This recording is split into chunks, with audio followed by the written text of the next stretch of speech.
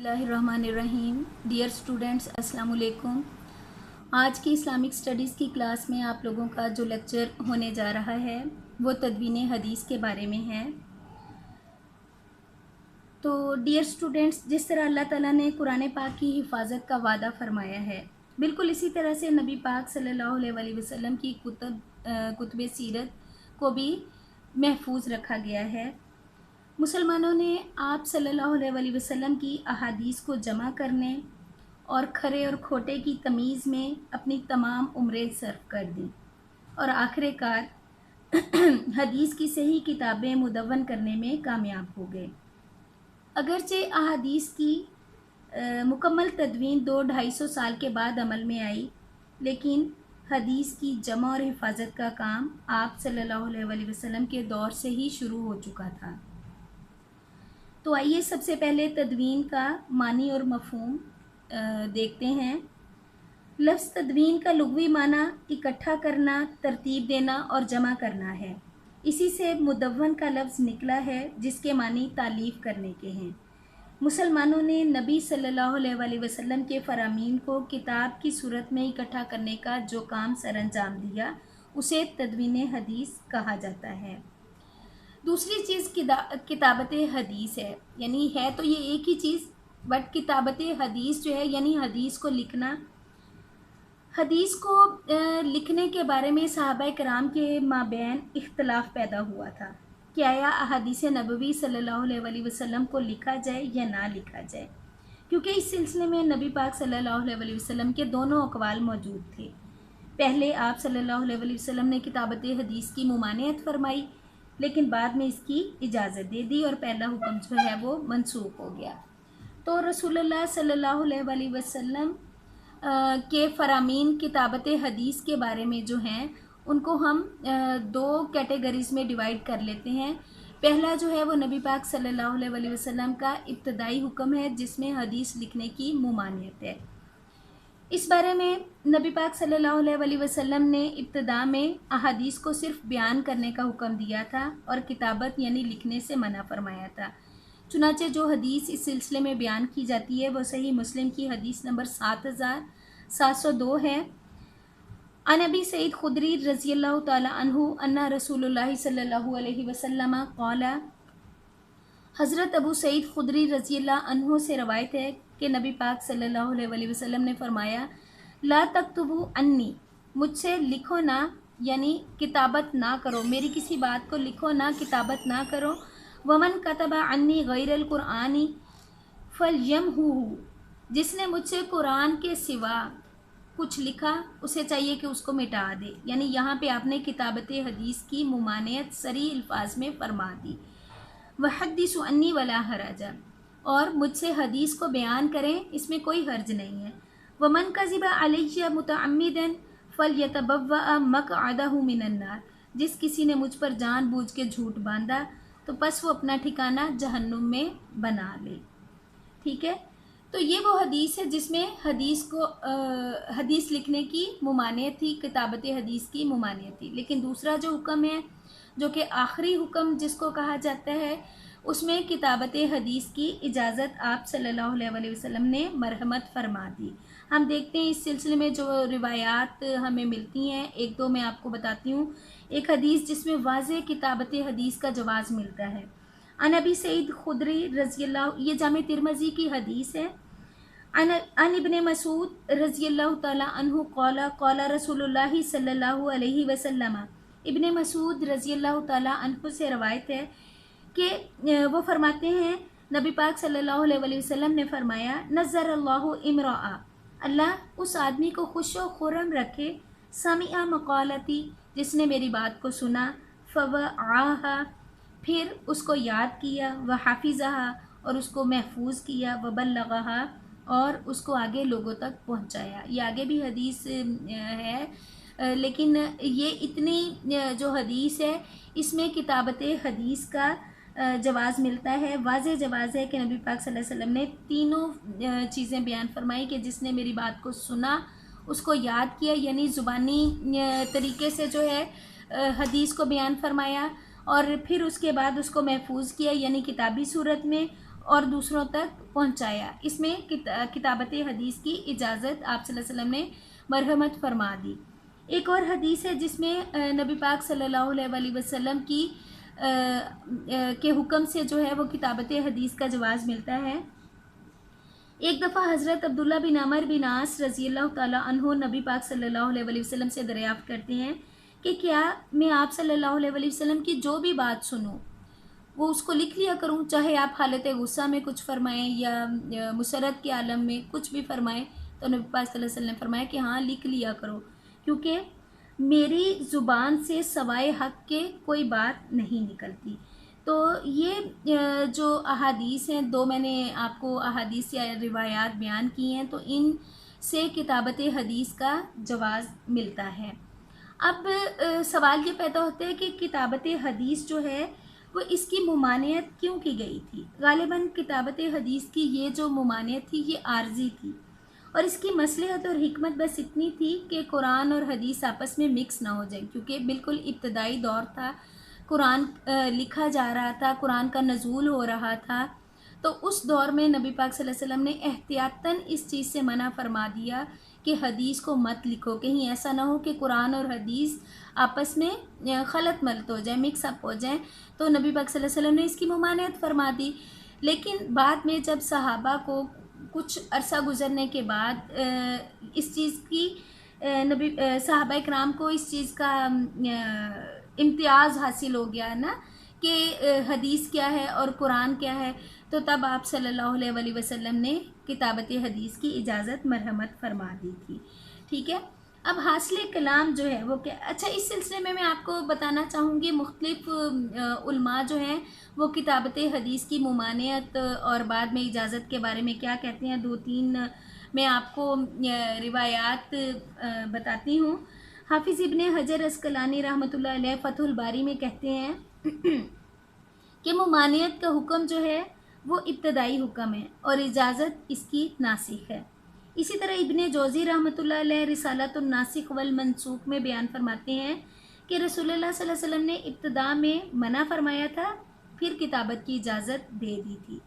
اور ابن قتیبہ رحمۃ اللہ علیہ تعویل مختلف الحدیث میں بیان فرماتے ہیں کہ رسول اللہ صلی اللہ علیہ وسلم نے ابتدا میں کتابت سے منع فرمایا، پھر کتابت اور تقید کی اجازت مرحمت فرما دی، یعنی اس کو ضبط تحریر میں لا سکتے ہیں۔ تو حاصل کلام یہ ہے کہ ابتدا میں صرف بیان کرنے کا حکم دیا گیا، مگر اس میں یہ احتیاط برتی گئی کہ کوئی غلط اور جھوٹی بات آپ صلی اللہ علیہ وسلم سے منسوب نہ ہو جائے۔ چنانچہ تنبیہ کر دی گئی کہ جو نبی پاک صلی اللہ علیہ وسلم پہ جان بوجھ کے جھوٹ باندھے گا اس کا ٹھکانہ جہنم ہو جائے گا۔ تو ان ارشادات کی روشنی میں پہل احادیث روایت کی گئیں اور نہایت احتیاط اور ذمہ داری کے ساتھ روایت کی گئی۔ پھر وہ دور آیا کہ جب ان روایت کردہ احادیث کو کتابت کے ذریعے محفوظ کر لیا گیا۔ نیکسٹ ہم دیکھتے ہیں تدوین حدیث اور قرون ثلاثہ۔ یہاں پہ بائی مسٹیک قرن ثلاثہ لکھ ہو گیا ہے۔ قرن جو ہے وہ زمانے کو بولتے ہیں اور اس کی جمع قرون ہوگی، تو یہاں پہ قرون آنا تھا۔ تو قرون ثلاثہ جو ہیں یعنی 3 زمانے، ان کے بارے میں نبی پاک صلی اللہ علیہ وسلم کا ارشاد ہے، خیر القرون قرنی، بہترین زمانہ جو ہے وہ میرا زمانہ ہے، جس کو ہم عہد رسالت بھی بولتے ہیں، اور وہی صحابہ کرام کا دور بھی ہے۔ آپ صحابہ کرام بھی تو آپ صلی اللہ علیہ وسلم کے عہد میں ہی موجود تھے نا۔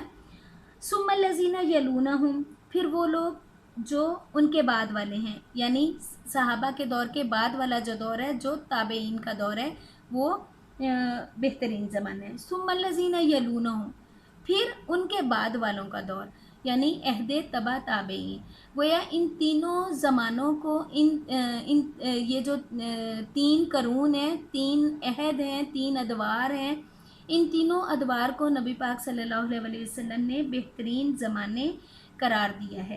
تو تدوین حدیث کو ہم جو ہے وہ ان تینوں زمانوں کی روشنی میں دیکھتے ہیں کہ کس طرح سے احادیث کا ذخیرہ جو ہے وہ مدون کیا گیا۔ تو سب سے پہلے ہم دیکھتے ہیں عہد رسالت میں جو حدیث کا تحریری ذخیرہ تھا۔ ایک چیز میں کلیئر کر دوں کہ پہلا دور جو ہے وہ عہد رسالت اور صحابہ کرام کا عہد ہے، وہ اس طرح سے ہے کہ نبی پاک اس کو ہم عہد رسالت بھی بول سکتے ہیں اور عہد صحابہ بھی، کیونکہ نبی پاک صلی اللہ علیہ وآلہ وسلم جو ہیں موجود تھے، صحابہ کرام جو ہیں جو کچھ آپ صلی اللہ علیہ وآلہ وسلم سے سنتے اس کو نہ صرف یہ کہ زبانی یاد کر لیا کرتے، اور بعد میں جب اس کی تحریری اجازت مل گئی تو اس کو تحریری شکل میں بھی محفوظ کر لیا کرتے۔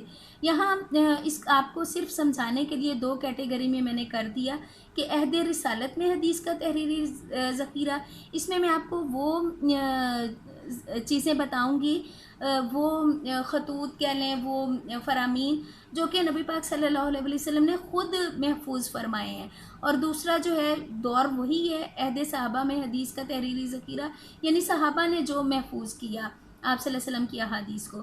تو عہد رسالت میں جب ہم دیکھتے ہیں کہ حدیث کا تحریری ذخیرہ جو محفوظ کیا گیا، اس سلسلے میں آپ دیکھیں کہ فتح مکہ کے موقع پہ آپ صلی اللہ علیہ وسلم نے جو خطبہ ارشاد فرمایا تھا، اس خطبے کے بعد ابو شاہ یمنی نے رضی اللہ تعالیٰ عنہ نے عرض کیا تھا کہ یا رسول اللہ مجھے یہ خطبہ لکھوا دیجئے، تو آپ صلی اللہ علیہ وسلم نے فرمایا تھا ابو شاہ کے لیے لکھ دو، اس سے ہمیں کتابت حدیث کا ڈائریکٹ آپ صلی اللہ علیہ وسلم سے جواز ملتا ہے۔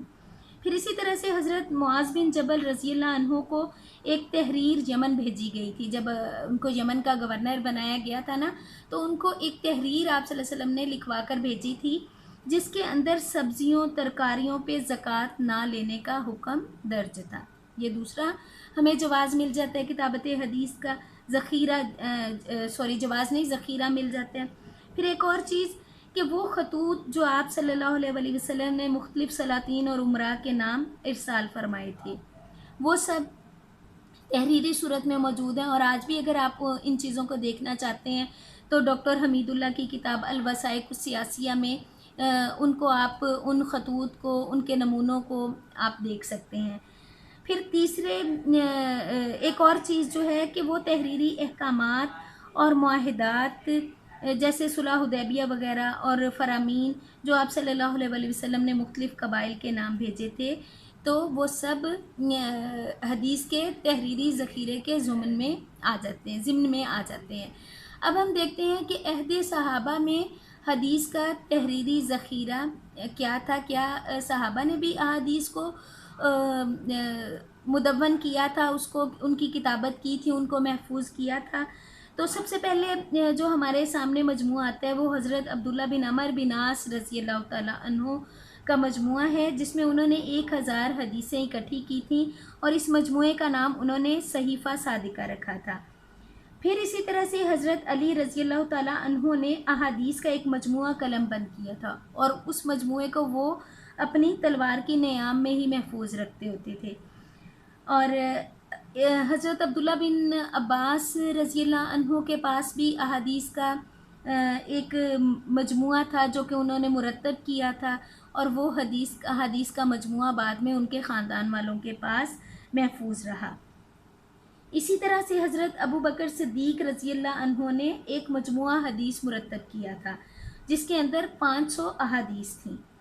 پھر حضرت ابو ہریرہ رضی اللہ عنہ کا صحیفہ، جسے ان کے شاگرد حمام بن منبہ نے روایت کیا تھا، یہ صحیفہ اگر آپ اب دیکھنا چاہیں تو مسند احمد بن حنبل میں موجود ہے، اور حال ہی میں 2 مخطوطے بھی دریافت ہوئے ہیں، ایک برلن میں اور دوسرا دمشق میں، اس میں بھی ان صحیفوں کا حوالہ موجود ہے۔ دوسرا دور جو آ جاتا ہے وہ عہد تابعین ہے، جو کہ 99 ہجری سے لے کے 170 ہجری پر محیط ہے۔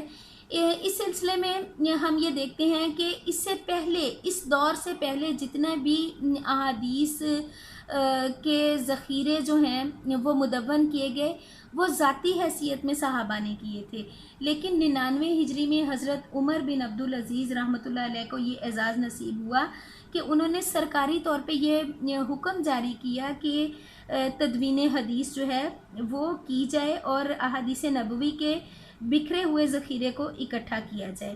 تو لہٰذا وہ تدوین حدیث کا جو باقاعدہ اہتمام سرکاری طور پہ ہوا وہ حضرت عمر بن عبدالعزیز رحمۃ اللہ علیہ کے دور میں ہوا۔ اہل عرب کا حافظہ بھی بڑا مضبوط تھا، قوی تھا، اور پہلی صدی ابھی ختم نہیں ہوئی تھی کہ صحابہ کرام دنیا سے رخصت ہوتے جا رہے تھے، لہٰذا اس ضرورت کو محسوس کرتے ہوئے عمر بن عبدالعزیز نے अहादीस को सरकारी तौर पे जमा करने का हुक्म दे दिया, ताकि ऐसा ना हो कि आप सल्लल्लाहु अलैहि वसल्लम के फरामीन अहादीस जो हैं वो वक्त के गुज़रने के साथ साथ दुनिया से नापैद हो जाएं।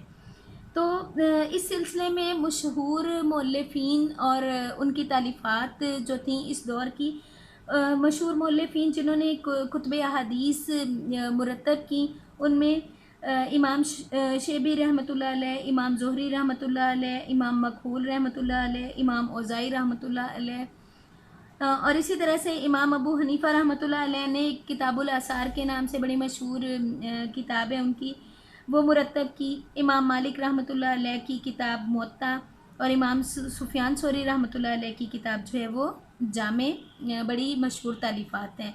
इसी दौर में वज़े हदीस का फितना नमूदार हुआ। वज़े हदीस यानी झूठी अहादीस से घड़कर नबी पाक सल्लल्लाहु अलैहि वसल्लम की जानिब मंसूब करने का। तो इस उलमाए हदीस जो थे, उन्होंने फिर मुहद्दिसीन कराम ने बड़ी मेहनत की अहादीस को महफूज करने के लिए, उनकी परख करने के लिए।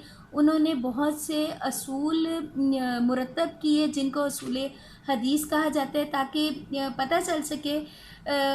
एक हदीस को जो है वो कई कई कैटेगरी से गुजारते थे और फिर देखते थे कि आया ये हदीस जो है वो सही है या मन घड़त है। तो वो अहादीस जो है जो उस दौर में जो अहादीस को परखने के लिए असूल जो हैं वो मुरतब किए गए, उनको असूल हदीस कहा जाता है। तो नेक्स्ट जो तीसरा दौर है वो हम अपने अगले लेक्चर में देखेंगे।